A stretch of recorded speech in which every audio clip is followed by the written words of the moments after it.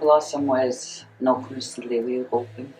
My Malseed name is a Blossom was that was gifted to me by my grandmother, my maternal grandmother. I realized my peers weren't speaking back to me in the language we grew up with. And when we were children, we all spoke the language together. And then when I came back, I'd say in the 80s, back to my home community, and everybody that I visited, they were answering me back in English, and that frightened me. So I decided, what can I do to help save it? And I knew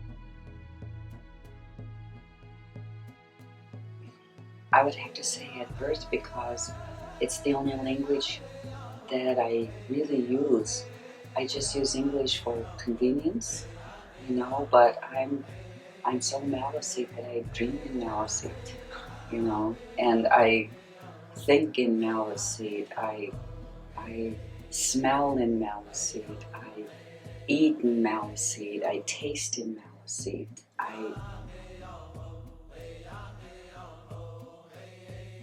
I think when my first experience in school wasn't pleasant because it was another language.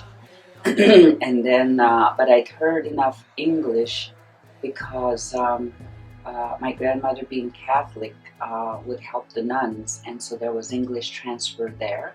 So my grandmother spoke English, my grandfather spoke French and English, but I heard more French in our home in Maliseet than I did English. But outside of the home,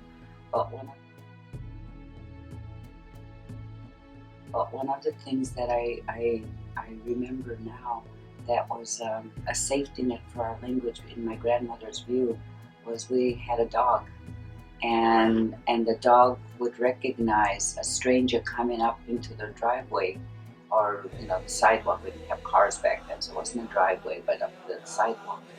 And when the dog barked, we would have to switch to English, because it was either the Indian agent or a nun or a priest. Wow. And so my grandmother would quickly say, "Buenos Chuado, speak in English now." So we'd be pretending it and stuff, yeah. Because if we were caught, because they used to do these drop-in visits to check up and see how much English, because they had to measure their success in how many families were reverting to English. And we'd be rewarded with a big barrel of hard-text cookies, or blankets, or the Indian nation would say you get an extra cord of wood because you were rewarded for speaking English. And so we had to find a way to cheat, and that was our way in my family, how to cheat. It's a real guard dog. Yeah, guarding the language. Yeah. I never thought about that. I just strive to make sure that I started to document and save and preserve and maintain, all those key words. I wanted to learn how to do that.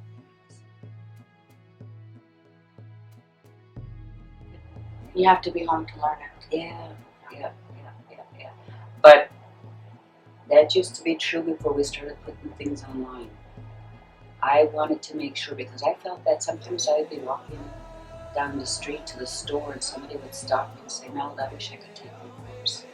And I would say, "Well, you know what? I've got to class anyways." I even moved my university course to St. Mary's because I wanted community members to go. Yeah. Is we have to take our language out to the public.